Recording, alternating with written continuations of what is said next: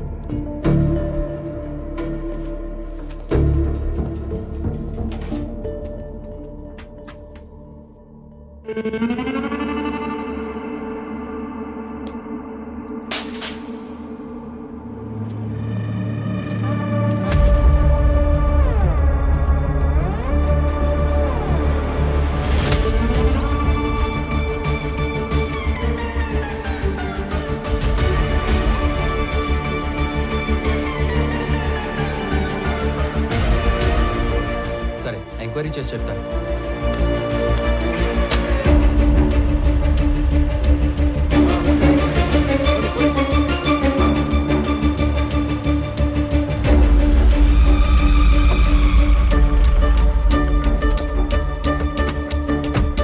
నమస్తే సార్. నమస్తే సార్. మీరు అడిగిన డీటెయిల్స్ ఇందులో ఉన్నాయి సార్. ఓకే, ఒక 2 minutes. ఇటు వచ్చేయండి.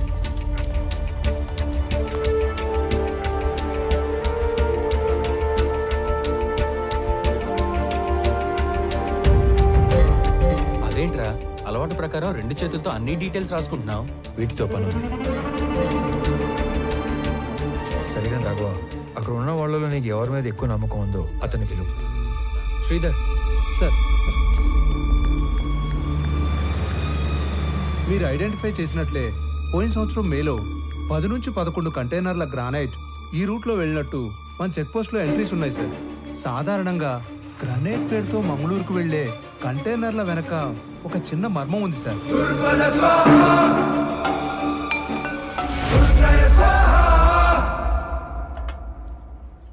పెద్దమ్మా, చిన్నోడికి ఆవు పాలు అడిగినావుగా, ఇగో. అరే అనంతు, వేడివేడిగా ఉంది, తిందుగందా? లేదులే అన్నా, అర్జెంటుగా పోవాలా. అయినా నీకేమి, కాస్త ఆస్తి చేతిలో ఉద్యోగం ఉండాది. నేను కూడా బాగా సెటిల్ అయినాక అప్పుడు తీరుబాటుగా కూర్చొని తింటా. వస్తా. ఒరే, టిఫిన్ కి సెటిల్ అవడానికి సంబంధం ఏందిరా? ఉంటదన్నా, ఉంటది. ఏందో ఈడు. ఏంది నాయనా అదో మాదిరిగా ఉండవు? రే, నువ్వు చేసా ఉండేది మాకు నచ్చడం లేదు. నువ్వు ఇంటి ముఖం చూసి వారం రోజులు అవుతుండాది. ఆఫీస్ కూడా మానుకుని ఆ సురేందర్ని వెతకాలా ఏమి? ఇది కూడా ఆఫీస్ పనే. ఎవరో కూడా పూనుకోపోతే కేసు చట్టం ముందుకు పోతాది. ముందుకెళ్ళకపోతే ఆడనే ఉంటాది. ఒక్కరికి సాయం చేయడం కోసం అన్ని వదులుకొని పరిగెత్తాల్సిన అవసరం ఏంది? మీరేమనుకోనంటే ఒక మాట చెప్తానే. మీరేం చేసినా 10 మందికి ఉపయోగపడే పనే చేస్తారు. కానీ ఈ విషయంలో మీరు ఒకరి పని కోసం ఎక్కడో తిరుగుతుంటే మిమ్మల్ని మెచ్చిన జనమే తప్పుగా మాట్లాడతారు. బావగారు 4 రోజులుగా నిద్రపోలేదు అల్లుడు గారు. అమ్మాయి కూడా మీ గురించి ఒకటే దిగులు. మహాలక్ష్మి, నువ్వు కూడా చెప్పేది ఏదైనా ఉందా? ఏం లేదు.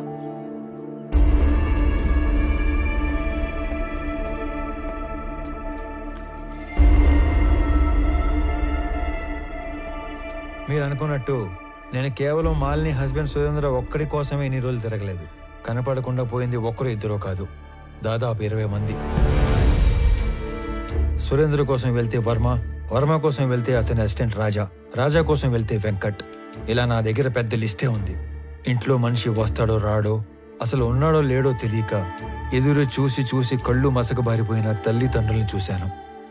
ఇల్లు గడవటం కోసం చదువులు మానేసి ఏదో ఒక పని చేసుకొని బతుకుతున్న తమ్ముళ్ళని చూశాను. పిల్లల పోషణ కోసం అన్నీ చంపుకొని చేయకూడని పని చేస్తున్న ఒక ఆడకూతుర్ని కలిశాను.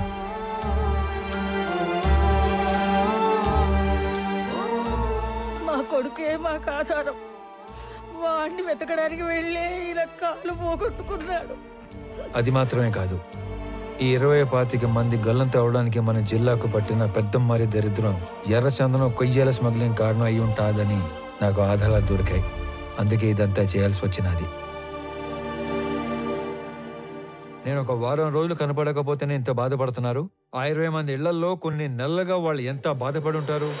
భర్త కోసం భార్య, కొడుకు కోసం ఒక తల్లి తండ్రి, తండ్రి కోసం కొడుకు కూతురు కొన్ని నెలలుగా ఎదురు చూస్తున్నారు. వాళ్ళ కోసమే ఇదంతా చేస్తున్నాను. నేను కలెక్ట్ చేసిన డీటెయిల్స్ అన్ని పోలీసులకి ఇచ్చేస్తున్నాను. వాళ్ళే డీల్ చేస్తారు. ఇక నేనేమి ఇన్వాల్వ్ అవును. ఓకేనా? వెళ్ళొస్తాను నాన్న. సరే. నేను చెప్పింది నీకు కాదు, బొడ్డోడికి. మార్నింగ్ లీవ్ వచ్చేవేంద్ర సామె.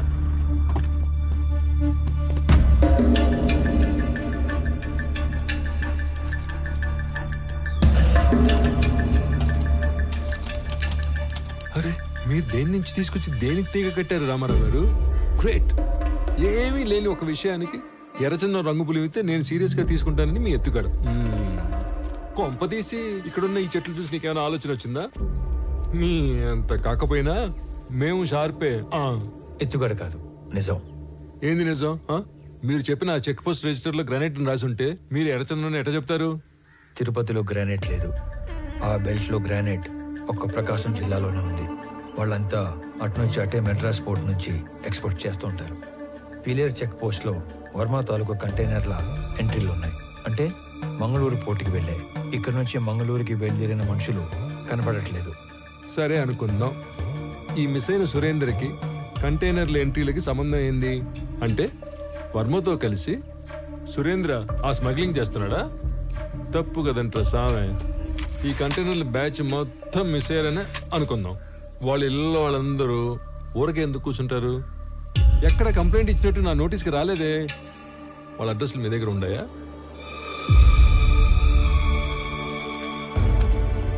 సారీ సార్, నా దగ్గర వేరే డీటెయిల్స్ ఏమీ లేవు. సురేందర్ది చీటింగ్ కేసు కాదు, మిస్సింగ్ కేసు అని ప్రూవ్ చేస్తానని చెప్పాను, చేశాను.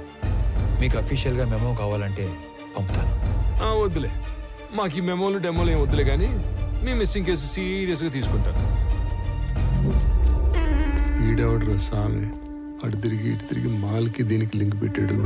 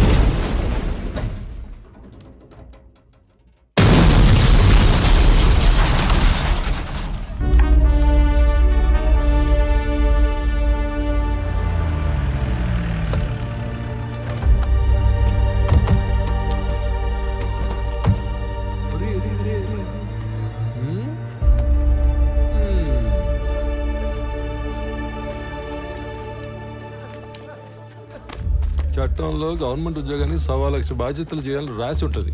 అవన్నీ చేయకూడదు. స్టాండర్డ్గా కొన్ని ఉంటాయి, మూసుకొని అవి చేసుకుంటూ పోవటమే.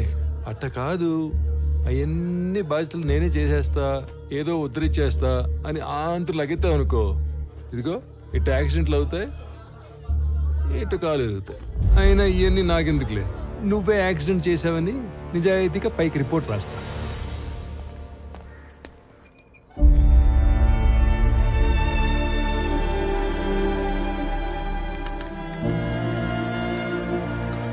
యాక్సిడెంట్ డైరెక్ట్గా నీ వల్లే జరిగిందని యాక్షన్ తీసుకోక తప్పట్లేదు.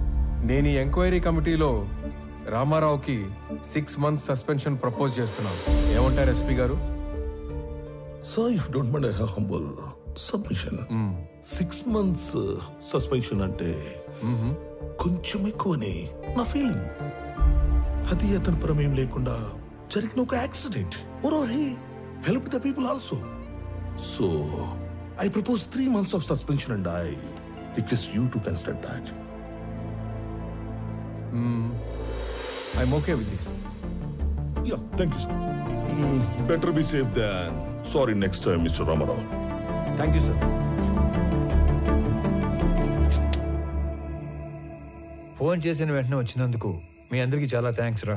మిమ్మల్ని అందరినీ ఇక్కడ పిలవడానికి ఇంకో బలమైన కారణం ఉండాలి. నేను ఇక్కడికి ట్రాన్స్ఫర్ అయ్యి వచ్చాక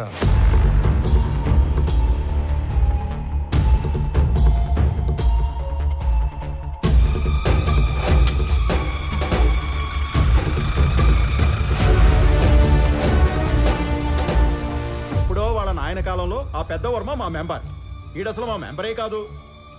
పండి పండి, ఎవడో మాల్ తోలేవాడి గురించి మమ్మల్ని అడిగితే మేమేం చెప్తాం? మాలంటే రకరకాలు ఉంటాయి సార్, అవన్నీ మాకు తెలీదు. సార్, మాలంటే ఎర్రచందనం సార్. మిస్ అయిన 20 మందికి ఆ మాల్కి ఏదో సంబంధం ఉందని అక్కడే తెలిసింది. అయినా మామ, ఈ మిస్ అయిన వాళ్ళందరూ కర్ణాటక పోలీస్ కస్టడీలో ఉంటారేమో, ఒకసారి చెక్ చేసుకోవచ్చుగా? సలీం, ఆ లిస్ట్ లో ఉన్న వాళ్ళు ఎవరు పోలీస్ కస్టడీలో లేరు, ఆల్రెడీ చెక్ చేశాం. అందుకే నేను దీని రూట్స్ లోకి వెళ్ళాను. నేను మొదటిసారి తిరుపతికి వెళ్ళినప్పుడు శేషాచలం ఫారెస్ట్ తో పాటు చాలా చోట్ల తిరిగి స్మగ్లింగ్ గురించి డీటెయిల్డ్ గా తెలుసుకున్నాను.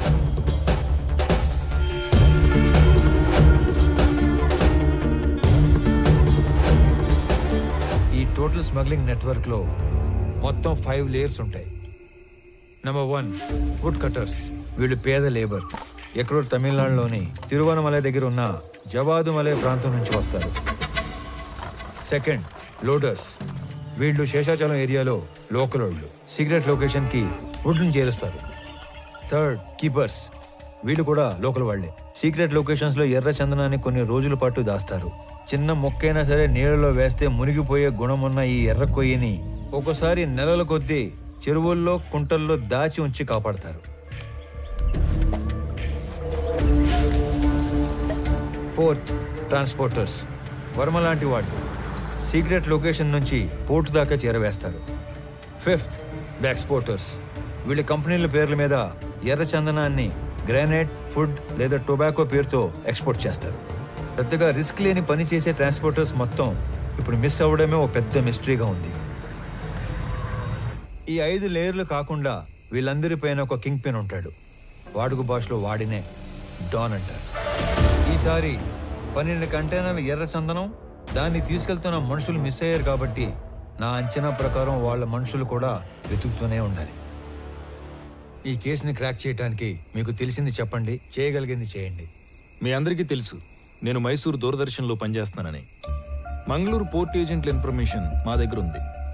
ఈ ఎర్రచందనం స్మగ్లింగ్ మీద మేం డాక్యుమెంటరీ చేసినప్పుడు ఇదంతా గ్యాదర్ చేశాం. నీకేమైనా కాంటాక్ట్ తెలుసా? మైసూర్ ఫోన్ చేసి రేపే కొలీగ్ దగ్గర కాంటాక్ట్ తీసుకుంటా.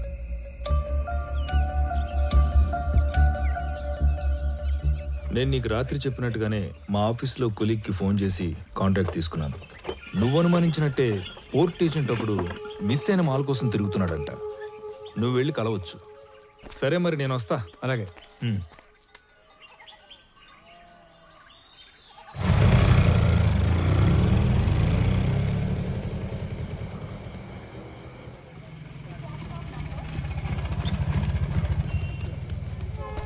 స్టాండ్ అని చెప్పి రైల్వే స్టేషన్ తీసుకొచ్చినావు ఏందన్నా?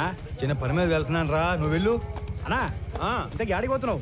సురేంద్ర అని నీకు తెలియదులే, అతని మిస్సింగ్ కేసు పని మీద అర్జెంట్ గా మంగళూరు వెళ్తున్నా. ఇంట్లో మాత్రం నేను హైదరాబాద్ వెళ్తున్నాడే చెప్పాలి, ఓకేనా? వెళ్ళు వెళ్ళు వెళ్ళు వెళ్ళు.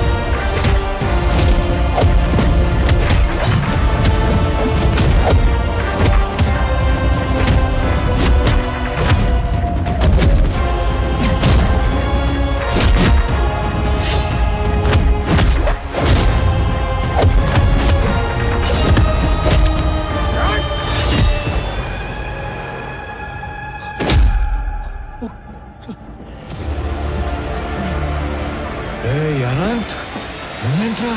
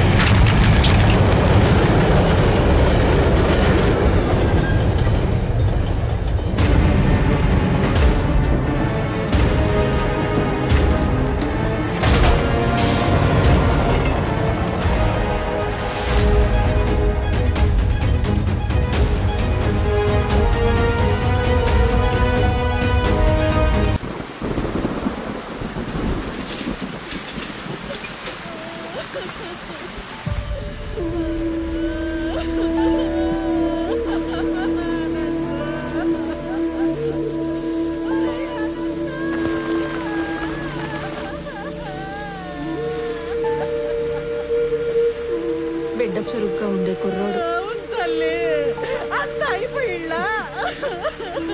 అదిగో వాడేనమ్మా ఇట్టా నా బిడ్డ తీసుకుపోయినాడు. ఇదిగో ముఖం కూడా చూడడానికి లేకుండా కట్లు కట్టి తెచ్చి పట్టేసినాడు. రామారావు పోతావు, నువ్వు నాశనం అయిపోతావు, సర్వనాశనం అయిపోతావు, పట్లు కట్టుకుపోతావు, దొంగ పట్టుకుపోతావు.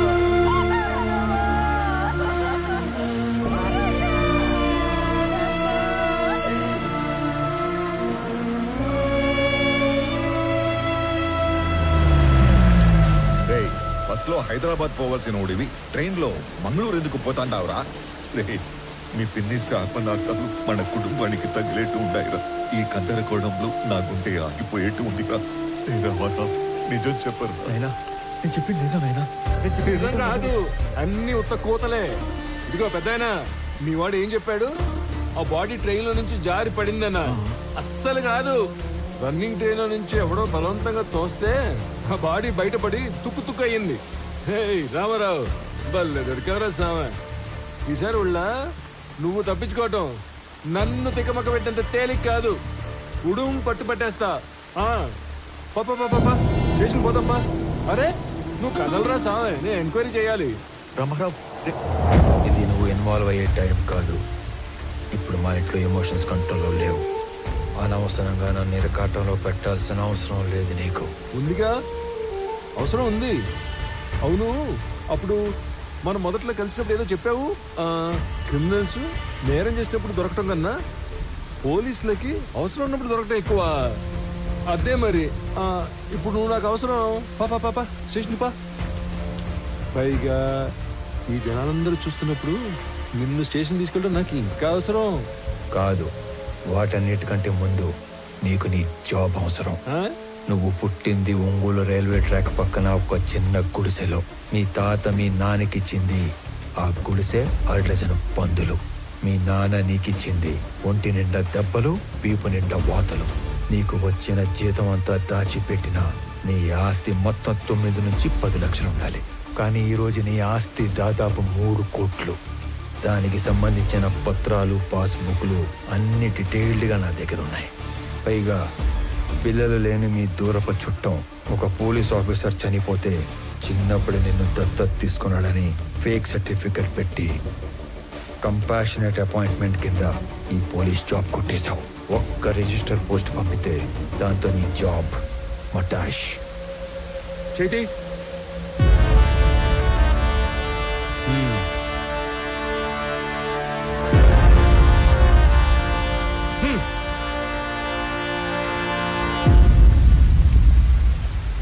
ఏందిరా, ఆ పోలీసు ఎంత బలంగా వచ్చినాడో అంతే భయంతో పోయినాడు. ఏం చెప్పి భయపెట్టినావురా? అసలు ఏం చేస్తున్నావు నువ్వు? అనంత వాళ్ళు ఈ మధ్య ఆస్తులు ఏమైనా కొన్నారా? ఎక్కువ డబ్బు వాళ్ళ చేతులు మారడం ఏమైనా చూసావా? నేనేం అడుగుతాంటాను, నువ్వేం అడుగుతాంటావు? రే, తండ్రి అయ్యుండి ఈ వయసు తండ్రితో అబద్ధం చెప్పకూడదురా. నేనేం అబద్ధం అనలేదు నాయనా. నేను ఎక్కువ బాధ పెట్టకూడదని నిజాన్ని దాచాను.